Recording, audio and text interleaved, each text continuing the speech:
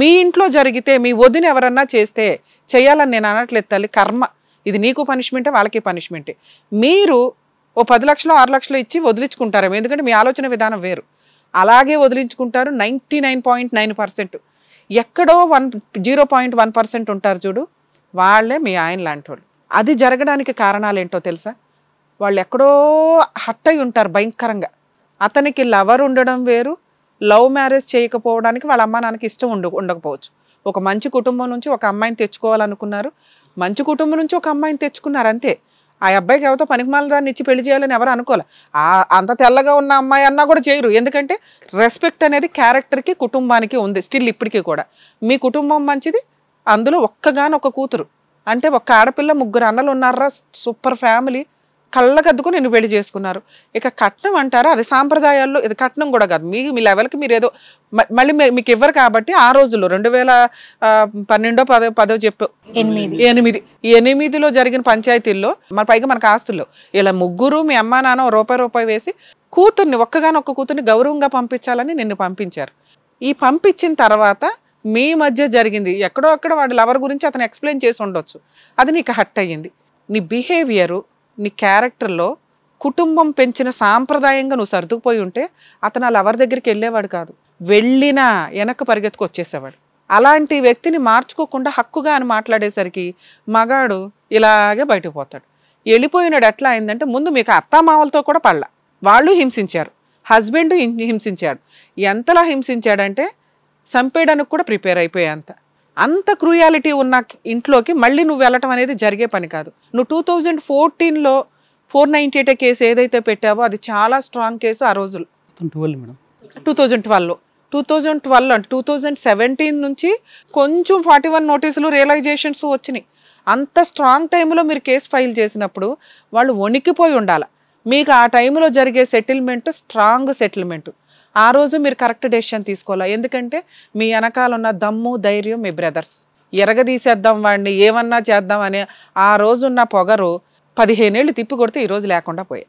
ఎందుకు అంటే లా యొక్క వాల్యూ ఎప్పుడు వాడుకోవాలి, ఎంత వాడుకోవాలని మనకు తెలుసుంటే ఈ రోజున వాడు వస్తే బాగుండు అని అనాల్సలా. ఎందుకంటే వాడు పీక మన చేతిలో ఉన్నప్పుడు వదిలేసి ఆడు ఎక్కడో పారిపోయినాక చిన్న దారం పెట్టుకొని ఆ దారం లాగుదామా అంటే దారం ఎంత దూరం, ఆ దారమే మేము. ఎందుకంటే మీకు కోర్టు ఆర్డర్లు రాకపోతే నేను నువ్వు కూర్చున్న దగ్గర నుంచి చూడగానే ఫీల్ అయ్యా, రే ఎంత కష్టంగా ఉందేంటి పిల్ల, ఈ అమ్మాయికి ఏదో ఒకటి చెయ్యాలి, ఏం చేద్దామా అని థింక్ చేస్తున్నాను. విన్నారుగా, కేసులు చాలా మైనస్లు కనిపించినాయి. అయినా కూడా కనీసం ఆ దారంతో ప్రయత్నిద్దామన్నా కోర్టు మీకు ఆల్రెడీ ఫేవరబుల్ ఆర్డర్స్ ఇచ్చేసింది. ఇక్కడ మేమేదో ఇట్లా కూర్చొని అద్భుతాలు చేస్తామంటే ప్లీజ్ అండి, మేము చాలాసార్లు ఎపిసోడ్స్లో చెప్పాం, మా తాహతకి మించి మేము చెయ్యలేం. ఎందుకంటే మీ ఎక్స్పెక్టేషన్స్ చాలా ఎక్కువగా ఉంటున్నాయి. ఎందుకంటే కోర్ట్స్లో కొంచెం టైం పడుతుంది, ఒకే స్టేజ్ మీద నెంబర్ ఆఫ్ ఇమ్మీడియట్గా సొల్యూషన్స్ దొరుకుతున్నాయని. ఈ ఎగ్జాంపుల్ చూసి మీరు ఇలా బిహేవ్ చేయకుండా ఉంటారు అనటానికి ఈ షో ఒక ఎగ్జాంపుల్గా ఉపయోగపడుతుంది. వాల్యుబుల్ సజెషన్స్, అది లీగల్గా కానీ సైకలాజికల్గా కానీ మీకు యూజ్ అవుతాయి అని. ఎందుకంటే ఈ ఎపిసోడ్లు చూసి అరే మేము ఈ మిస్టేక్స్ చేయకూడదని రియలైజ్ మేము రెక్టిఫై అయ్యామండి అని కామెంట్స్ కింద చూస్తే మాకు చాలా హ్యాపీగా అనిపిస్తుంది. అలా ఇండైరెక్ట్గా కొన్ని లక్షల మందికి మేము ఉపయోగపడుతున్నాం అనటానికి మాకు హ్యాపీగా అనిపిస్తుంది. కానీ ఇలా డైరెక్ట్గా వచ్చేటప్పుడు కొంచెం ఎక్స్పెక్టేషన్స్ హెవీగా వస్తున్నాయి. ఎంతవరకు చేయగలుగుతాం? ఇట్లాంటి అద్భుతం ఒకటి జరిగిద్దా? ఆ అబ్బాయి మా స్టేజ్ మీదకి వచ్చి సెటిల్ చేసుకుంటాడా? 15 ఏళ్ల పోరాటం. ఆ అబ్బాయి కూడా విక్టిమే ఒక రకంగా. 5 years లోపు అబ్బాయి ఎక్యూజ్డ్, విలను. 5 to 6 years దాటిపోయిన తర్వాత ఇంక అయిపోయాయి. 7 years మ్యాక్సిమం ఒక వ్యక్తిని మనం క్యాలిక్యులేట్ చేస్తే 15 years ఆఫ్ పోరాటమా ఉందండి. అవ్వాల 498 ప్రొసీడింగ్స్ ఉన్నాయి. ఇంకో 10 ఏళ్ళు మీరు ఫైట్ చేస్తారు. మీ ఆలోచన విధానం మార్చడానికే నా ప్రయత్నం. ఇలా ఉన్న వాళ్ళందరూ ఆలోచన విధానం మార్చడానికే నేను సారు ఎంతసేపు మాట్లాడిందండి. ప్లీజ్ స్టాప్ చేయండి. ఇక్కడ నుంచి వాడి పాపన వాడే పోతాడు, ఇంతే. ఆ కోర్టులో ఏం జరిగిద్దో అది. మీరు ఏదన్నా జాబ్ చేస్తే మీరు బయటికి వెళ్ళి, చాలా మందికి ఉండే మైనస్ ఏంటంటే అతను ఇచ్చే 6,000కే మెయింటెనెన్స్ మళ్ళీ రాదేమో మేము ఏదైనా జాబ్ చేస్తే. 6,000 ఒక కోటి ఈ జనరేషన్లో ఇచ్చింది అంటే అతని ఫైనాన్షియల్ కెపాసిటీ ఏంటో తెలుసా? ₹1,00,000 శాలరీ ఉన్నవాడికి 70,000 80,000 ఆర్డర్ చేసి పడేస్తున్నారు, సస్తున్నారు అక్కడ జెంట్స్. అలాంటి కేసులో నీకు 6,000 ఆర్డర్ అయింది ముగ్గురి కంటే, పిల్లలు ఇంకా మైనర్లు. అతని ఫైనాన్షియల్ కెపాసిటీ కూడా అంత వీక్గా ఉన్నట్టే. మీరు చెప్తున్న గోల్డ్ బిజినెస్ అని కాదు. అంటే మేడం ఒక్కళ్ళకే వచ్చింది, నాకు ఆర్డర్కి ఒక్కళ్ళకే వచ్చింది, పిల్లలది రాలేదు. ఎందుకు రాలా? పిల్లలది మెన్షన్ చేయలేదంట. ఎందుకు మెన్షన్ చేయు? 15 ఏళ్ళు ఏం పోరాడుతున్నావు మరి? చేయలేదంట మెన్షన్. టూ మచ్ ఉందమ్మా. 15 ఏళ్ళు ఏం పోరాడుతున్నావు నువ్వు? మెయింటెనెన్స్ కేసు వేసుకోకుండా ఎందుకున్నావు? డొమెస్టిక్ వైలెన్స్ కేసులో మెయింటెనెన్స్ అడుగుతావుగా, అందులో పిల్లలు బతికిలేరా నీకు? అప్పటికి లాయరు మెన్షన్ చేయలేదు అని అన్న లాస్ట్కి వచ్చేవారు. లాస్ట్కి రావడం ఏంటమ్మా? పిటిషన్ కాపీ చదువుతుంటే మీకు అర్థం అవుతుంది కమ్మా. పిల్లల పేర్లు మెన్షన్ చేయకుండా ఎట్లా ఉంటావు నువ్వు? చెప్తావుగా, సఖీ కేంద్రానికి వెళ్ళినప్పుడు నువ్వు చెప్తావు కదమ్మా, నేను నా భర్త ఇట్లా హింసించాడు మా అత్త అని అందరి పేర్లు పెట్టిన దానివి 2 పిల్లల పేర్లు పెట్టడం రాలేదా? చేయలేదు సార్. ఫస్ట్ కేసు అప్పుడే మీ పిల్లలు ఉన్నారు కదా, ఉన్నారు. పిల్లలు ఉన్నప్పుడు ఇప్పుడు కేసు ఎవరెవరి మీద నడిచిందో చెప్పమ్మా. మీ హస్బెండ్ మీద, మీ అత్త మామల మీద, ఇంకేమన్నట్టు బావలో వాళ్ళు కూడా ఉంటే వాళ్ళ పేర్ల మీద కూడా నడిచి ఉంటది. వాళ్ళు తీసేసారు, తర్వాత తీసేశారు. జడ్జి ఏదో రియలైజ్ అయ్యి తర్వాత తీసేశారు. వాళ్ళ పేర్లు పెట్టాలని నీకు తెలిసినప్పుడు నీకు 2 పిల్లలు ఉన్నారు అని పేర్లు పెట్టలేదని చెప్పాను మేడం. వాళ్ళిద్దరిది తీసేసి నాది ఒక్కటి పేరు మీదనే రాసిరు. జడ్జి గారు అడుగుతారమ్మా, అమ్మ 2 పిల్లలు ఉన్నానన్నా కదా, వాళ్ళకి మెయింటెనెన్స్ అవసరం లేదా అని. మీరు అడగాలిగా. మీరు ఏదో ఒక రోజు చెప్తారు నా పిల్లలకి తిండి పోషణ అంతా నా అన్నాలు చూసుకుంటున్నారండి అంటే, మరి పిల్లల పేరు మీద కూడా పిటిషన్ అయ్యమ్మా అని ఉంటారు కదా. నీకు ఇవాళ డీవీసీ కాదు, ఎప్పటి నుంచో డీవీసీ. అవునా? పిల్లల పేర్లు ఇంక్లూడ్ చేయమని పర్మిషన్ పిటిషన్ ఎందుకు వేసుకోవాలా? మాకు తెలియదు మేడం. లాస్ట్ మాకు చెప్పి, లాస్ట్ లో కాదు నాన్న, ముందులోనే చెప్తారు. ముందే నువ్వు అడుగుతావు కదా ఏదో ఒక రోజు. మా సార్కి చెప్పాము పిల్లలు ఉన్నారు పిల్లల పేరు మీద అంటే, మీదే ఒకటి ఆర్డర్ అయ్యింది పిల్లలది కాలేదని చెప్పారు మేడం. పిల్లలది అవ్వకుండా ఉండదు. ఎందుకు అవ్వలేదంటే మనం పేర్లు పేర్లు పెట్టమని కోర్టు చెప్తుంది. ఒకవేళ పెట్టకపోతే పర్మిషన్ పిటిషన్ వేసుకుంటే ఇమీడియట్ గా అలౌ చేస్తారమ్మా. అవి 15 ఏళ్లలో మీరు ఆ పోరాటం చెప్పలేదు మేడం సార్ అయితే మాకు. అదే ఓకే సరే నాన్న. ఇప్పుడు ఆ ప్రాసెస్ మాట్లాడిన నీకు ఒక్కదానికి 6 లక్షలు ఆర్డర్ అయింది, నీకు ఒక్కదానికి 6,000 ఆర్డర్ అయింది, అంతేనా? సో ఇదే ఈ పోరాటాలు ఏంటంటే ఒక స్టేజ్ వరకు బాగానే ఉంటాయి. నెక్స్ట్ మీరు ఒక పెద్ద మనిషి దగ్గరికి వెళ్ళారు. ఆ పెద్ద మనిషి ఒక 6 నెలలు కాపురం చెయ్యండి అన్నారు. చెయ్యొచ్చు కదా, ఏంటి నీ బాధ? చూస్తానికి ఏంటి? 6 నెలలు అయితే 4 రోజులు వెళ్తేనే కదా మనకు తెలుస్తుంది నిజమా కాదా అని. మేడం ఆయన పోయినా గిట్లా అదే తంత అవుతుంది మేడం. ఆయన ఏమంటుండంటే కరెక్ట్ లీగల్ ఫైటింగ్ చేయలే, కాపురం వెళ్ళటం ఇష్టం లేదు, ఏం పోరాటం చేస్తున్నామో నీకు తెలియదు. ఇక్కడ ఒక అద్భుతం జరిగిపోవాలని ఎక్స్పెక్ట్ చేస్తున్నారు. ఏమవుతుంది అమ్మ? అక్కడికి వెళ్ళి నువ్వు బలంతంగా మేడం అన్నట్టు ఇల్లు ఉంటే ఏమవుతుంది? చంపేస్తాడా? అసలు అమ్మాయికి ఇష్టమే లేదు, డే 1 నుంచే ఇష్టం లేదు కాపురం. మేడం అట్లాని కాదు మేడం, పోయి ఉంటా గిట్లా ఇదే తంతు మేడం. అవునులే అమ్మా, ఇంక ఇప్పుడు వేస్ట్లే అమ్మా. అసలు ఇప్పుడు మేమేం ఎక్స్పెక్ట్ చేయట్లేదు చెప్పినా మేడం. కిరాయి ఇంట్లో కాకుండా సొంత ఇల్లు ఉంది సార్. సొంత ఇంట్లో ఇదే మీకు చెప్పాను ఇందాక, మన పొజిషన్ లోకి అటు వెళ్ళి ఆలోచించుకుంటే మీకు ఆన్సర్ దొరికేస్తుంది అని. మన ఇంట్లో ఒక మగపిల్లోడికి ఇలా జరిగితే సొంత ఇంట్లో 15 ఏళ్ల తర్వాత ఒక అమ్మాయిని రానిస్తామా? వస్తే ఏంటో తెలుసా, మళ్ళీ ఆ ఇంట్లో నుంచి బయటికి వెళ్ళదు, ఆ ఆస్తి రాసిచ్చేదాకా. ఎవడన్నా గుణపం తెచ్చుకొని పక్కన పెట్టుకుంటారా? ఓ పక్కన అమ్మాయికి ఇష్టం లేదు, అది మొక్కలో 1 నిమిషం మాట్లాడితే 2వ నిమిషంలో చెప్పేస్తుంది నాకు వాళ్ళు ఇష్టం లేదని. ఇందాక మేము మాట్లాడితే భర్త అంటే ప్రేమ అండి అంది. ఈ 2 టాలీ అవ్వు. ఎందుకంటే ఇంతకాలం జరిగిన ఏదైతే పోరాటం ఉందో ఆవిడికి అసలు అతను అంటే అసహ్యం, ఇష్టము లేదు. ఎందుకు ఇవన్నీ మాట్లాడుకోవడం? మనం కావాల్సింది ఫైనాన్షియల్ సెటిల్మెంట్. అతను అమ్మాయిని వదిలిరాడు, మీరు అతని దగ్గరికి వెళ్ళరు. ఆ డైవర్స్ లేదో ఇచ్చేసుకుని వచ్చేదేదో సెటిల్మెంట్ చేసుకుంటే అయిపోద్ది. మీ అదృష్టం బాగుండి ఇప్పుడు ఫోన్ చేస్తాను, తీస్తే ఏదైనా పిలిపించి సెటిల్మెంట్ చేయడానికి చూస్తా ఉన్నాను సార్. మా హస్బెండ్ ట్రై మేడం. మ్యాక్సిమం ఇట్లాంటి కేసుల్లో ఇన్ని సంవత్సరాల నుంచి వాళ్ళు ఫైట్ చేస్తున్నారు కాబట్టి మా అడ్వకేట్తో మాట్లాడతామండి అని అనడానికి అవకాశం ఉంది. మీరు మమ్మల్ని నమ్ముకొని వచ్చారు కాబట్టి మన వంతు ప్రయత్నం అన్న. హలో, అడ్వకేట్ రమ్యాని మాట్లాడుతున్నానండి. ఇది కథ కాదు జీవితం ప్రోగ్రామ్ నుంచి. ఇక్కడ మీ వైఫ్ మీ మీద కంప్లైంట్ ఇచ్చి ఇక్కడికి వచ్చింది, డీవీసీ ఆర్డర్ ఇవి పట్టుకొని. అబ్బా, మీ ఆవిడ పేరు తెలీదా? ఎంతమంది భార్యలు ఉన్నారు నీకు?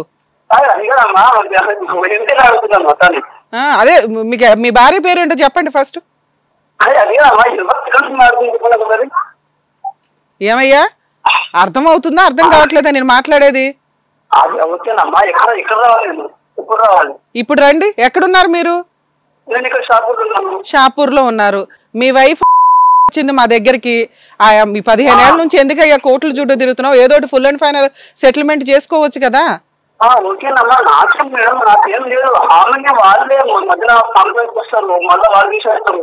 వాళ్ళందరూ రౌడీలు పుట్టాడుతారు. అదే ఇప్పుడు ఇప్పుడే మేము నడిపిస్తాను మా నిజాలు తెలుసు. అవునవును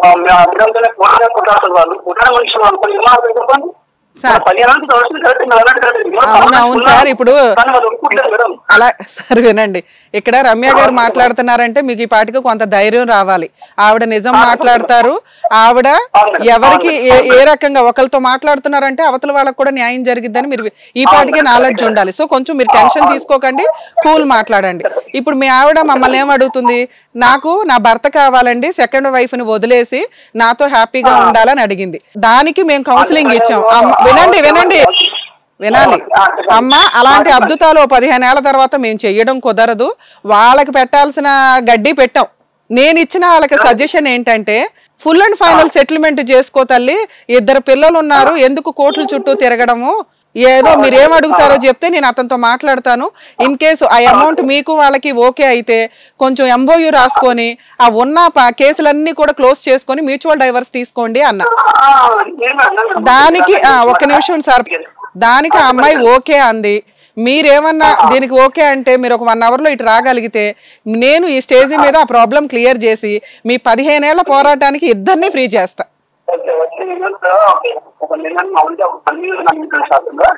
ఒకవేళ ఒక నిమిషం సార్, ఒకవేళ మీరు ఒకవేళ సెటిల్మెంట్ చేసుకోవడానికి రెడీగానే ఉన్నారా?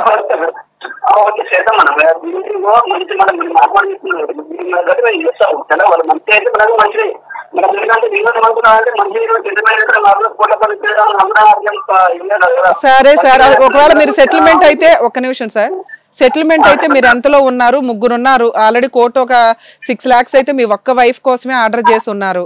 మరి పిల్లలకి తనకి ఏమి ఇస్తారో చెప్పండి. నేను ఆఫీస్కి పిలిచి మీ చేత ఎంఓయూలు రాయించి మీకు ఆ కేసులన్నీ క్లోజ్ చేయిస్తాను. నేను ఫ్రీ సర్వీస్ చేస్తాను మీకు.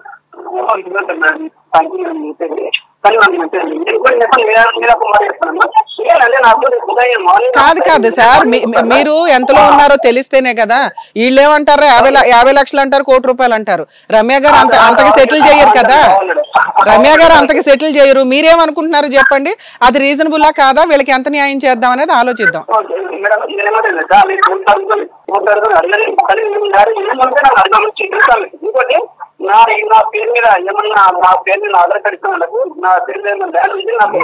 మీరు ఆల్రెడీ ఎవరికి కొనాలో ఎక్కడ కొనాలో కొనేసారు సీక్రెట్ గా. 15 ఏళ్లలో మీరే ఈ పాటికో పెద్ద లాయర్ అయిపోయారు.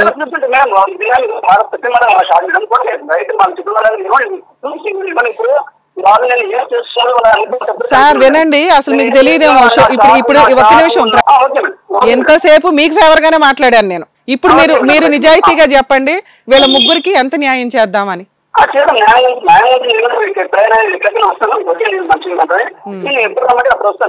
సరే సార్, మీరు ఈ లోపు మీ ఇంట్లో వాళ్ళతో నాకు ఆస్తి లేదు అది కాదు, 15 ఏళ్ళు నీ కూతుర్లు ఇద్దరు బయట ఉన్నారు, మ్యూచువల్ డైవర్స్ ఇప్పిస్తాను అంటున్నాను.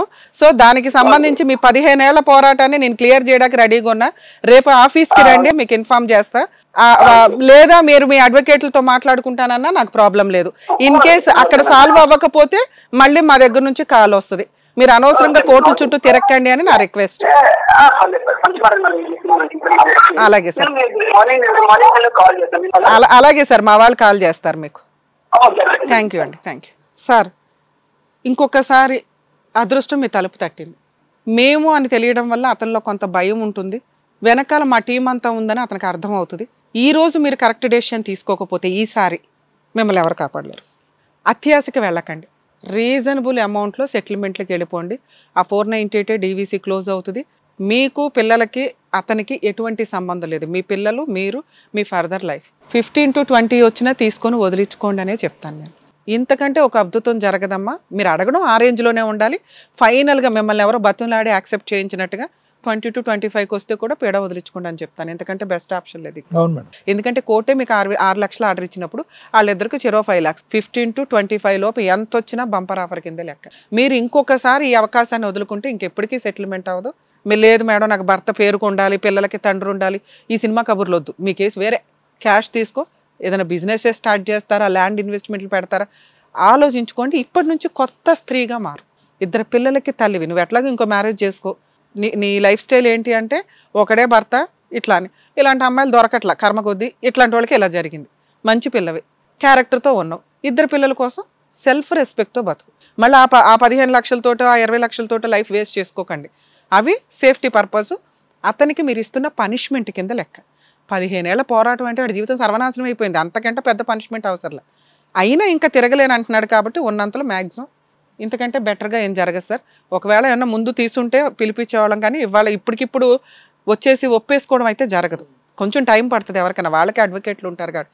అతను ఫుల్ అండ్ ఫైనల్ సెటిల్మెంట్కి రెడీగా ఉన్నాడు. మీ ఆలోచన విధానం వేరుగా ఉంది, మేమిద్దరం మాట్లాడడం వల్ల మీ ఆలోచన విధానం చేంజ్ అయింది. ఇది కరెక్ట్ టైము. మీకు అదృష్టం డోర్ ఓపెన్ చేసింది, వాడుకోండి, లేకపోతే మీ కర్మ. Madam thank you madam. అదండి, ఇక్కడ వచ్చేందుకు మీకైతే క్లియర్గా అర్థమైనట్టుంది, చాలా డీటెయిలింగ్గా చెప్పారు. సో చెప్పినట్టుగా చేయండి, జాగ్రత్త. All the best. జాగ్రత్త మేడం.